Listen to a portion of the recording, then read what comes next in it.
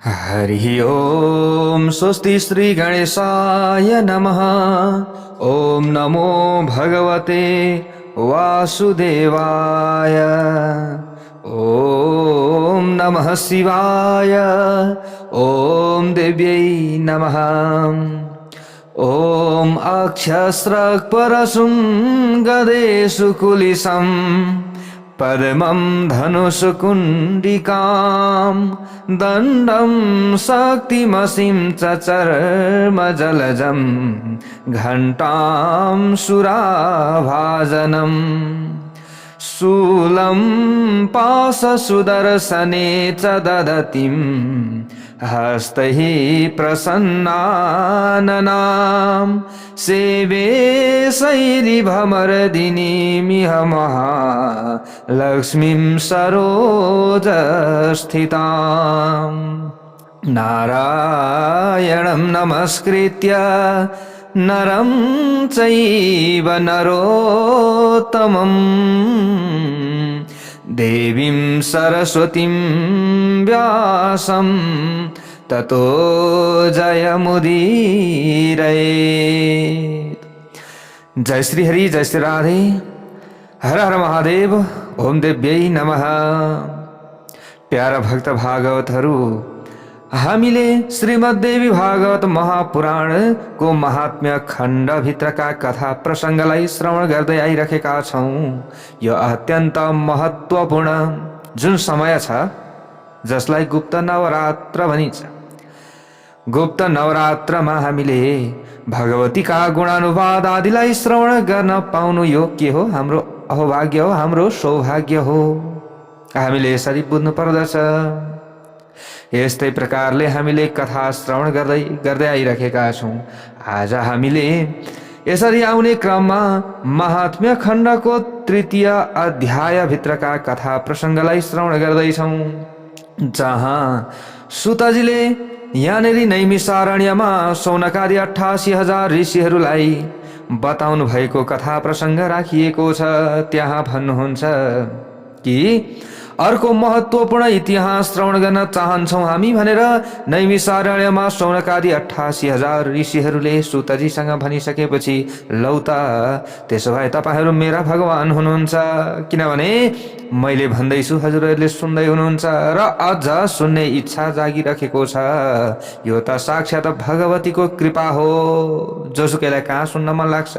जसलाई भगवतीको कृपा हुन्छ उनीहरूलाई पक्कै पनि श्रीमद्देवी भागवत महापुराण सुनौ लाग्छ। छोड्न मन लाग्दैन, जतिखेरै सुनौ लाग्छ। जसलाई अब कृपा मिल्नेवाला छ उनीहरूलाई सुनौ लाग्छ र छोड्नु पनि हुँदैन, हामीले सुन्नु पर्दछ।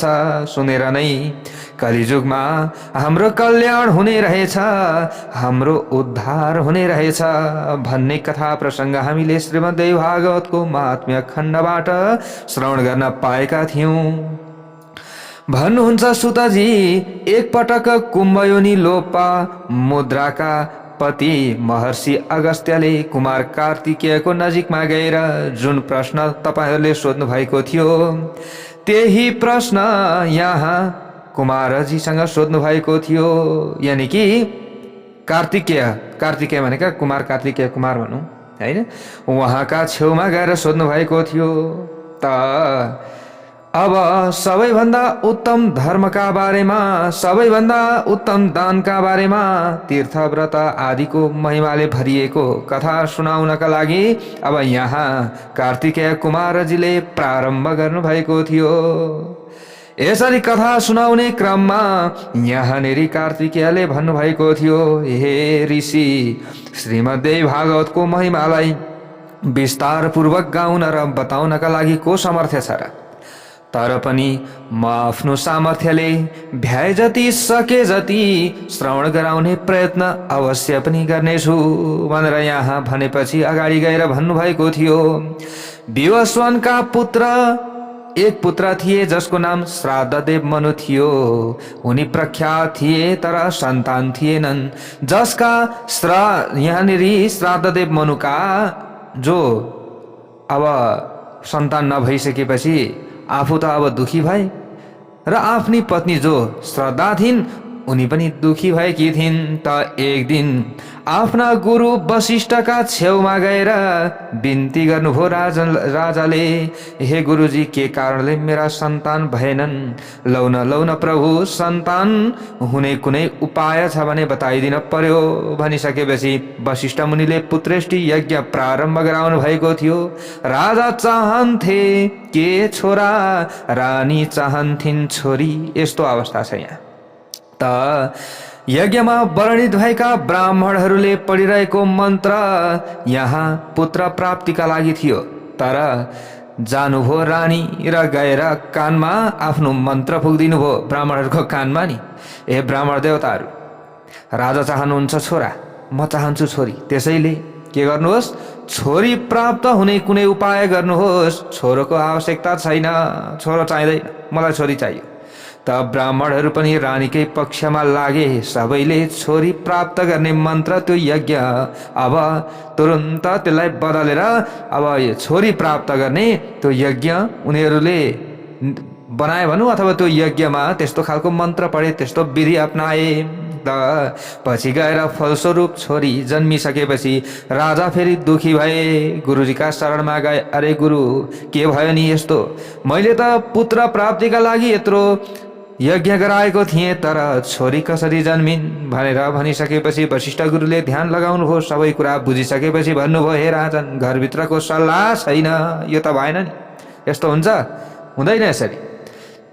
त अन्तिममा फेरि राजा गिडगिडाउन लाग्नुभयो, लौ त अब यजमानको उद्धार गर्नु पर्यो भनेर यहाँनिर जो वशिष्ठ गुरु हुनुहुन्छ, वशिष्ठ गुरुले भगवान भोले बाबाको आराधना गर्न लाग्नुभयो। त उहाँबाट विद्या प्राप्त गर्नुभयो, शक्ति प्राप्त गर्नुभयो, ज्ञान प्राप्त गर्नुभयो।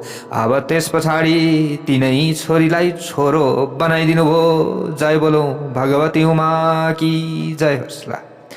अब तिनै छोरी छोरो सुद्युम्न नाम राखियो। प्यारा भक्त भागवतहरू, मनुका छोरा अब सुद्युम्न सबै नदीको खजना, समुद्र भए झैं सबै विद्याहरूका खजना भए।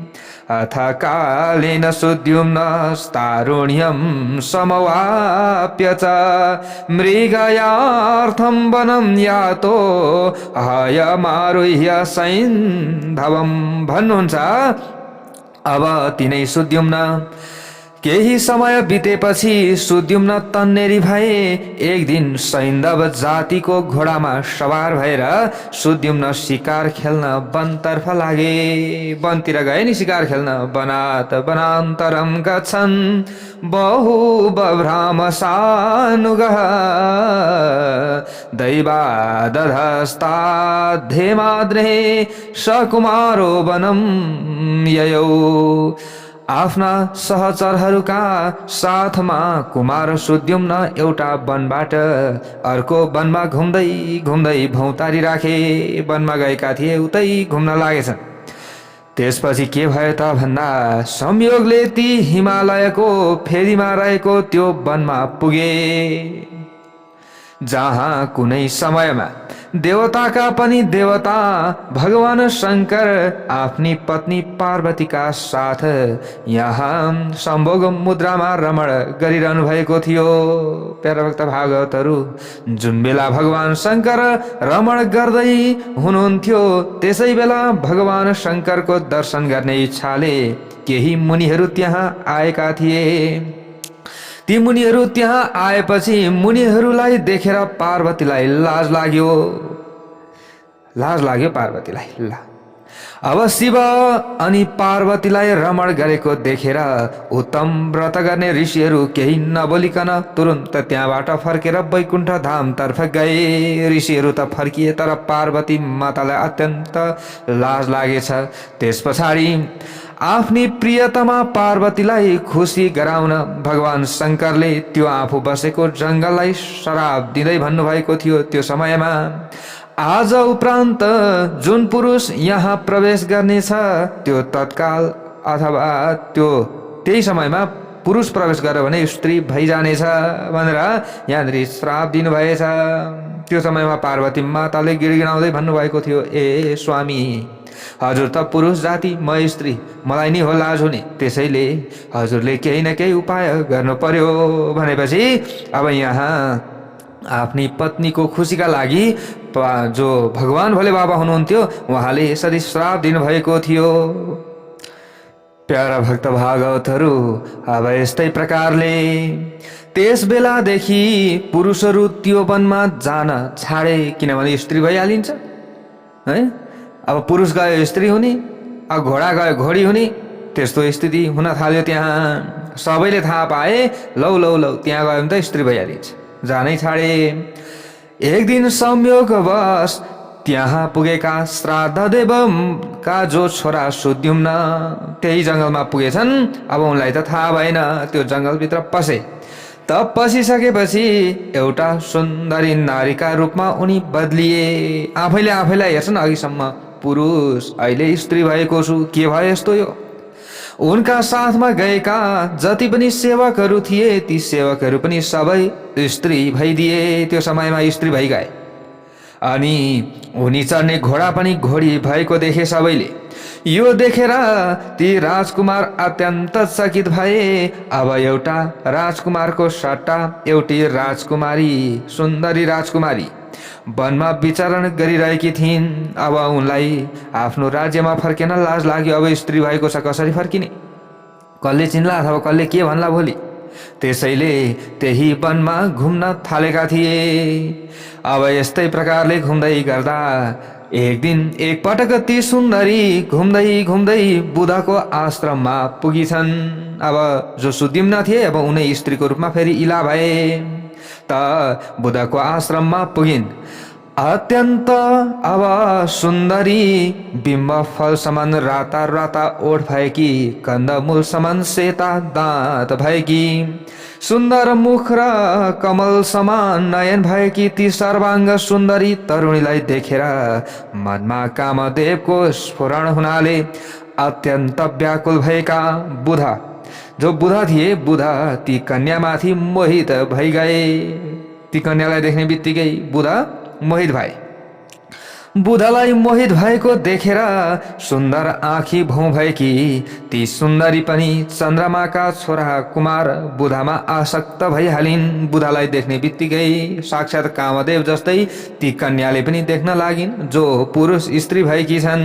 ल हेर्नुहोस् है, अब आसक्त भइन् र बुधाका साथमा रमण गर्दै उनकै आश्रममा रहन थालिन्। हे अगस्त्य, केही समयपछि बुधले ती तरुणीबाट पुरुरवा नामक छोरा पैदा गरिन्।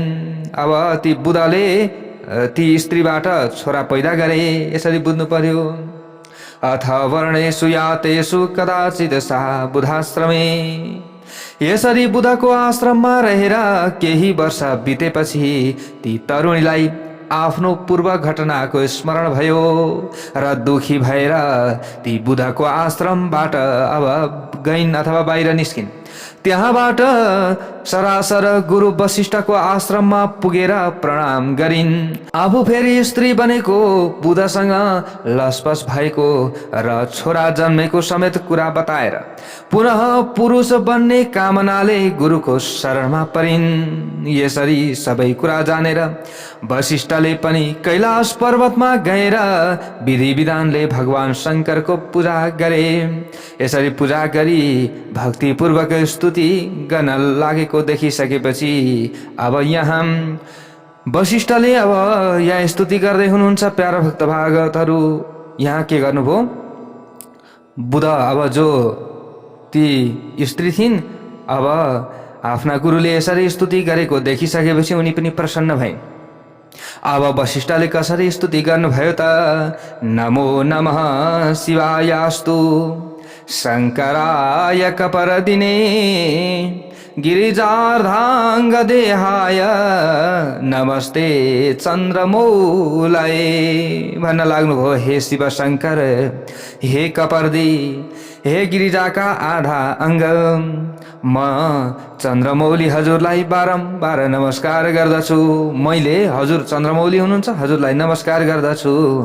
मृड सुखदाता कैलाशवासी हे नीलकण्ठ, भक्तहरूलाई भोग र मोक्ष दिनुहुने हजुरलाई बारम्बार नमस्कार गर्दछु।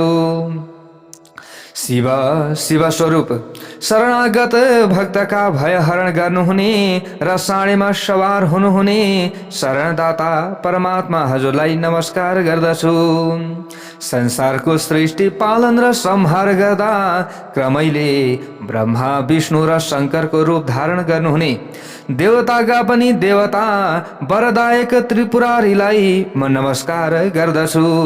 यज्ञ रूप र यजमानलाई फल प्रदान गर्नेवाला हजुर हुनुहुन्छ भगवान शङ्करलाई म बारम्बार नमस्कार गर्दछु। हजुर त गङ्गाधर हुनुहुन्छ हे प्रभु, सूर्य चन्द्रमा र अग्निको रूपमा हुनुहुन्छ प्रभु।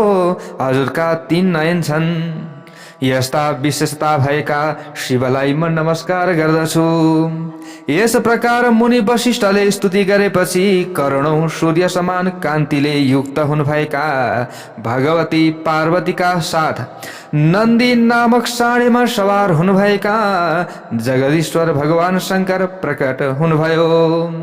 चाँदीको पर्वत समान कान्ति भएका त्रिनयन भगवान चन्द्रशेखरले शरणमा आएका उत्तम मुनि वशिष्ठसँग प्रसन्न हुँदै त्यो समयमा भन्न लाग्नुभयो, भगवान स्वयं प्रकट हुनुभयो। भन्नुभयो भगवानले, वरम्बर य विप्रर्षे यते मनसि वर्तते इत्युक्तास्तं प्रणम्येला पुंस्त्वमभ्यर्थयन् मुनिः। हे महर्षि वशिष्ठ, तिम्रो मनमा जे इच्छा छ त्यो माग। भगवानले यसो भन्नु भएपछि वशिष्ठले प्रणाम गरेर इलालाई पुरुष रूपमा परिणत गराउन प्रार्थना गर्नुभयो। त्यसपछि प्रसन्न भएर भगवानले वशिष्ठलाई भन्नुभयो, अबदेखि 1 महिनासम्म ती पुरुषका रूपमा र 1 महिनासम्म नारीका रूपमा रहनेछन्। किनभने अब यहाँ मेरो श्राप त यो उल्लङ्घन त गर्नु भएन नि फेरि, हैन? अब उनी स्त्री त भइहालेका छन्, त्यसै कारणले गर्दा अब 1 महिना पुरुष 1 महिना स्त्री हुनेछन्। ठिकै छ। यसरी शिवजीबाट वरदान पाएर महर्षि वशिष्ठले वरदान दिनका लागि उत्सुक भगवती पार्वतीलाई फेरि प्रणाम गर्नुभयो।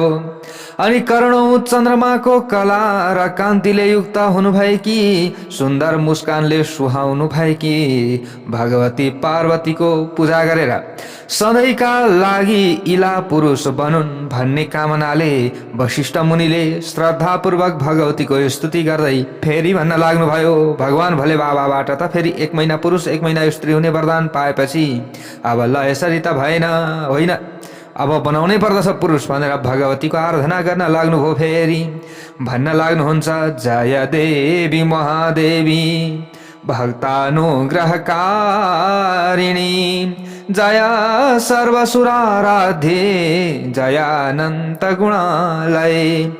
हे देवी, हे महादेवी, हे भक्तमाथि कृपा गर्नुहुने भगवती, हजुरको जय होस्, हजुरको जय होस्। हे सबै देवताहरू की पूजनीय, हे अनन्त गुण की महान, हजुरको जय होस्।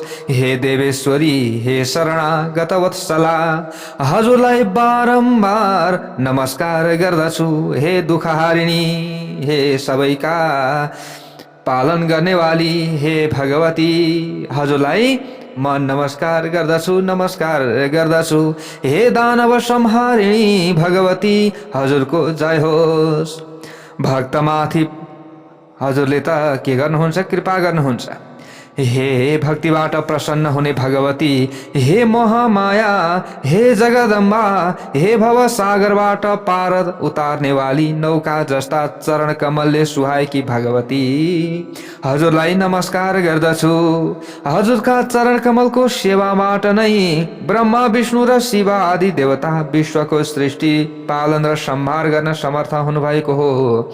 धर्म अर्थ काम र मोक्ष दिनुहुने हे भगवती, हजुर प्रसन्न होइ बक्सनुहोस्। हे देवी, हजुरको स्तुति गर्न को सामर्थ्य छ र त्यसैले म हजुरलाई केवल प्रणाम गरिरहेको छु। महर्षि वशिष्ठद्वारा यसरी भक्तिभावले स्तुति गरिएपछि नारायणी पराम्बा दुर्गा उनी भगवती तत्काल अत्यन्त प्रसन्न हुनुभयो र प्रसन्न भएर तदन्तर भक्तहरूको दुःख हटाउनु हुने महादेवीले वशिष्ठलाई भन्न लाग्नुभयो, हे उत्तम मुनि, तपाईं सुद्युम्नको घरमा अब तुरन्त जानुहोस् र भक्तिपूर्वक मेरो पूजा गर्नुहोस्। पहिले मेरो पूजा गर्नु पर्यो, आराधना गर्नु पर्यो नि, त्यतिकै त कहाँबाट पाइन्छ हैन? जानुहोस्। तपाईंले गर्नु भयो भने, गुरुले भक्तका लागि गरिदिनु भयो भने त्यो लाग्छ, त्यसैले जानुहोस्। हे वशिष्ठजी, राजा सुद्युम्नलाई 9 दिनसम्म मलाई प्रसन्नता प्रदान गर्ने देवी भागवत महापुराण प्रेम पूर्वक सुनाउनुहोस्। सुद्युम्नं श्रावय प्रीत्या पुराणं मत प्रियंकरम देवी भागवतं नाम नवाहो भिर द्विजोत्तम। तपाईले के गर्नुहोस्, गएर 9 दिनसम्म सुद्युम्नलाई कथा सुनाउनुहोस्। अहिले त अब भगवान महादेवबाट 1 महिना पुरुष 1 महिना स्त्री हुने वरदान पाएका कारणले गर्दा अहिले सुद्युम्न भएका छन्। त्यसैले जानुहोस्, गएर तपाईले सुनाउनुहोस्, अनुष्ठान गराउनुहोस्। यसरी श्रवण मात्र गर्दा सुद्युम्नले सधैँका लागि पुरुषको रूप प्राप्त गर्नेछन्। पक्कै पनि जो इला जतिखेर यहाँ स्त्री हुनेछन् त्यो स्त्री हुने छैनन्, त्यस पछाडि पुरुष हुनेछन्।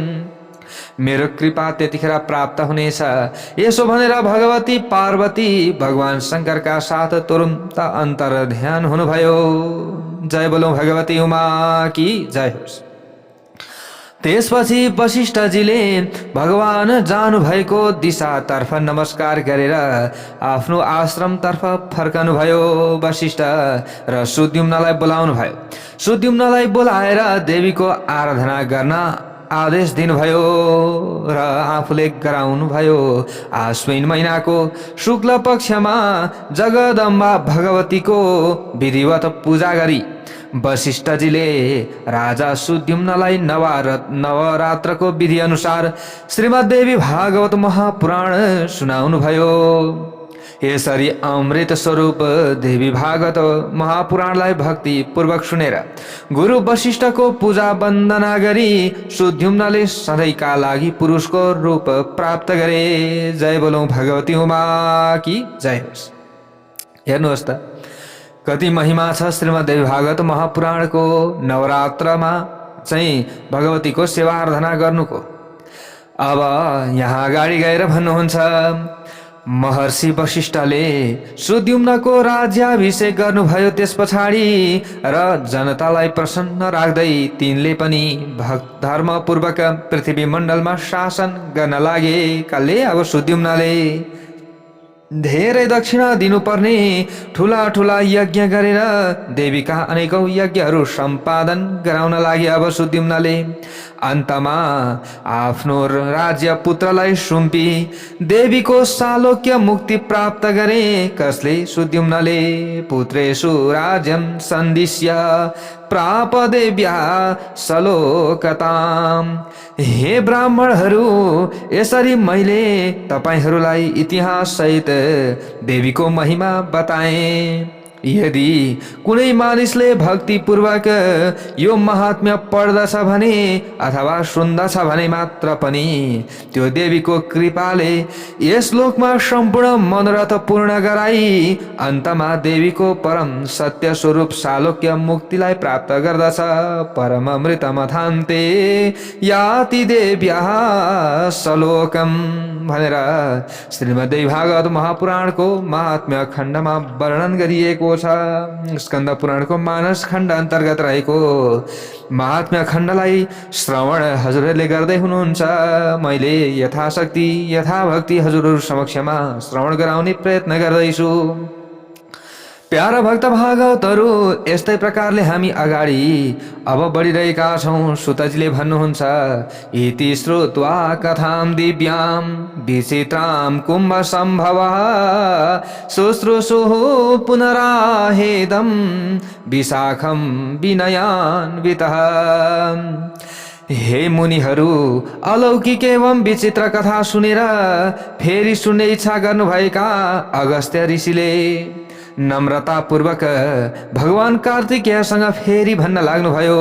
अगस्त्य भन्नुहुन्छ, देव सेनापते देव विचित्रेयं श्रुता कथा पुनरन्यस माहात्म्यं वद भागवतस्य मे। भन्नुहुन्छ, हे मेरो भगवान, अगस्त्य मुनि भन्नुहुन्छ, हे देवताका सेनापति, हे मेरा आदरणीय गुरु, हे मेरा भगवान, मैले यो विचित्र कथा सुने।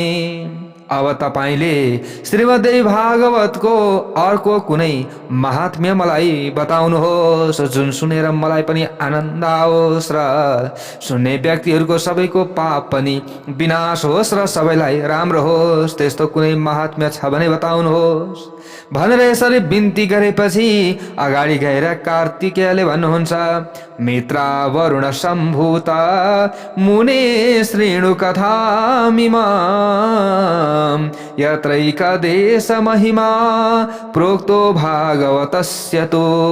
भन्नुहुन्छ यहाँ, हे मित्रा वरुणबाट प्रकट हुनुभएका महर्षि, तपाईँ अर्को कथा सुन्ने इच्छा गर्नुभएको छ तपाईले, त्यसैले अब म सुनाउँछु। भक्तिपूर्वक श्रद्धापूर्वक सुन्नुपर्छ है, फेरि पुरा सुन्नुपर्छ। सुन्नुहोला, सुन्नुहोस्।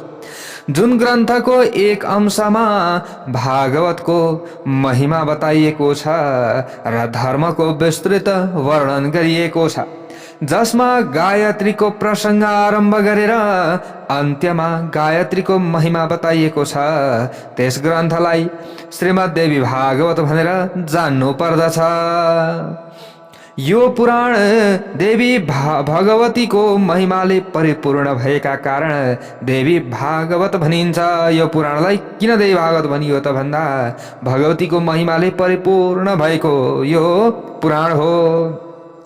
परा भगवती ब्रह्मा विष्णु र शङ्कर की पनि पूजनीय एवं आराध्या हुनुहुन्छ।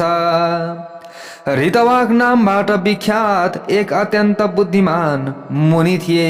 अगाडिको कुरा हो, यो एक समयको कुरा हो। ऋतवाक इति विख्यातो मुनिरासिन् महामतिः तस्य पुत्रो भवत काले गण्डान्ते पौर्ण भान्ति में।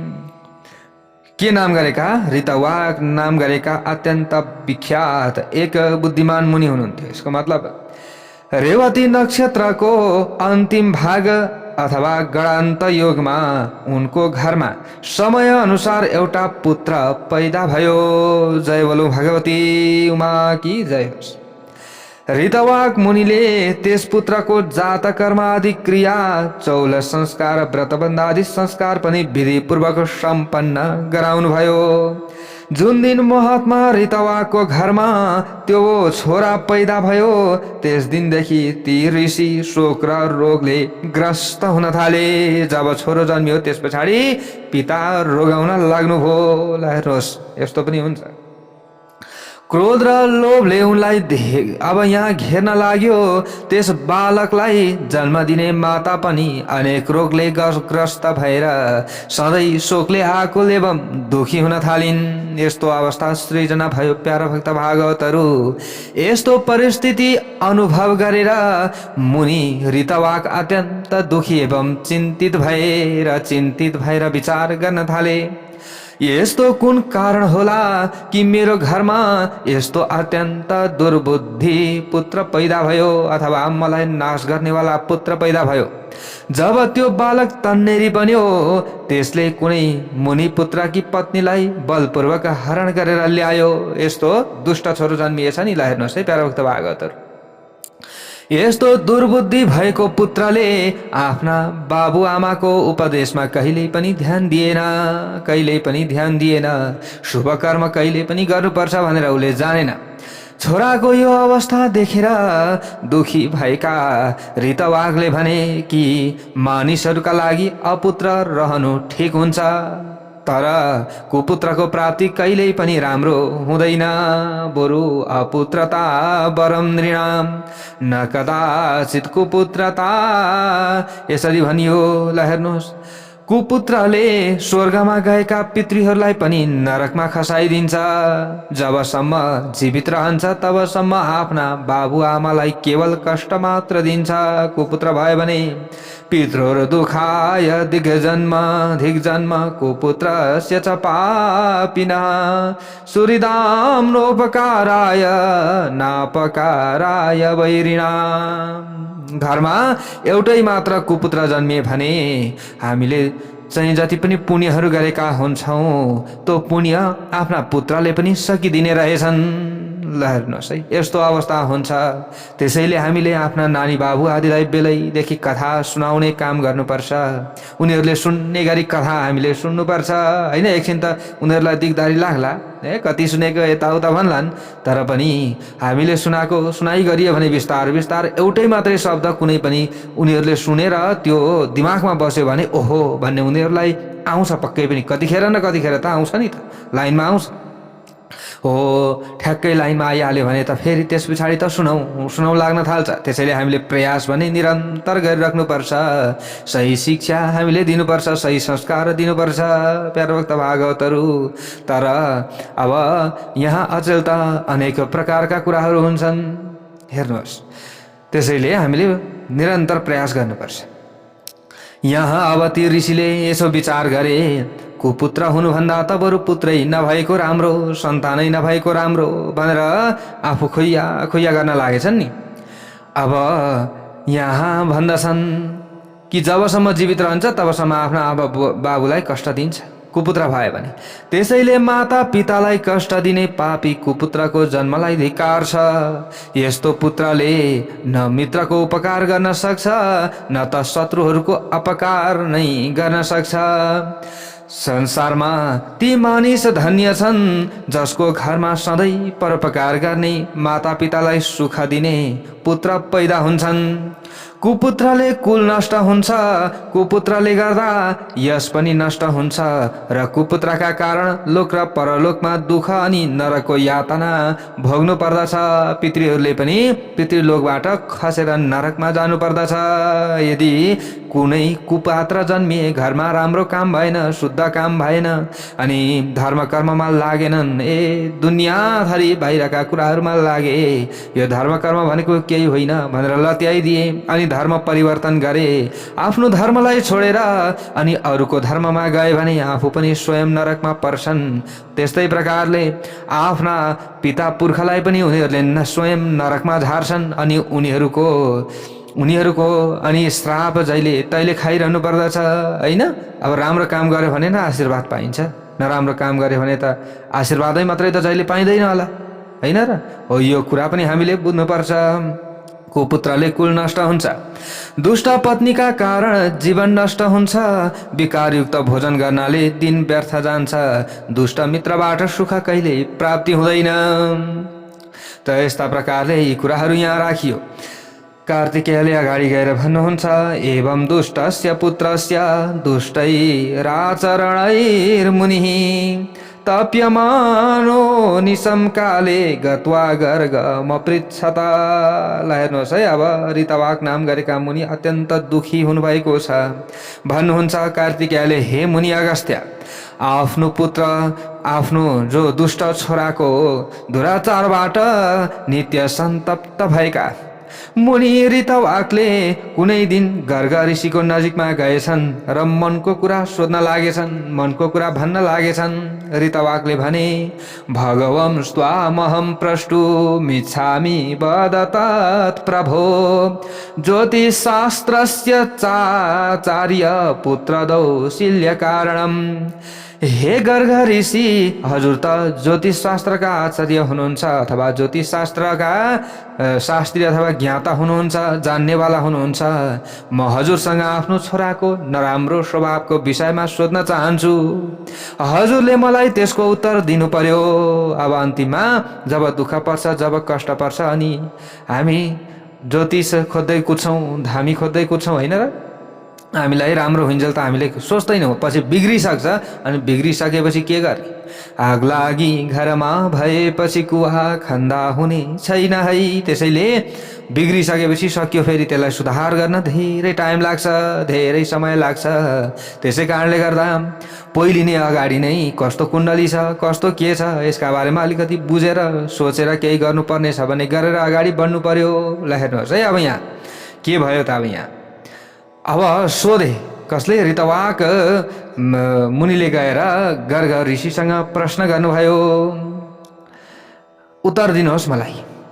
गुरुको निरन्तर सेवा गर्दै मैले विधिपूर्वक वेदको अध्ययन पनि गरेँ, ब्रह्मचर्यको व्रत पनि पुरा गरेँ, विधि विधानका साथ विवाह पनि गरेँ। विवाह पनि मैले समय अनुसार विधि पुर्याएर नै, साई जुराएर नै विवाह पनि गरेको थिएँ। आफ्नै कुलकी स्त्री विवाह अथवा आफ्नै कुलसँग सुहाउने स्त्री भन्नुको मतलब जुन सबै कुरा मिल्ने स्त्रीसँग विवाह गरेको थिएँ मैले। आफ्नै गोत्रको होइन, आफ्नै हाड नाताभित्रको त विवाह गरेको होइन। फेरि मैले विवाह गर्नै नहुने स्त्रीलाई विवाह गरेको पनि होइन। मैले सबैको सेवा पनि गरेकै हो, सबैलाई मैले सम्मान पनि गरेकै हो। आफ्नी पत्नीका साथ मैले गृहस्थ धर्मलाई पनि राम्ररी पालन गरेँ, विधिपूर्वक पञ्चमहायज्ञको अनुष्ठान पनि गरेँ।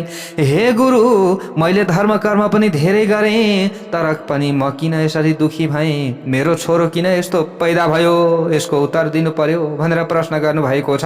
अब अगाडि कस्तो उत्तर दिनुहुन्छ, के कारणले यस्तो छोरो जन्मिएछ त, त्यो हामीले भोलिको कथा प्रसङ्गमा श्रवण गर्नेछौँ। जय बोलौँ भगवती उमा की जय हो।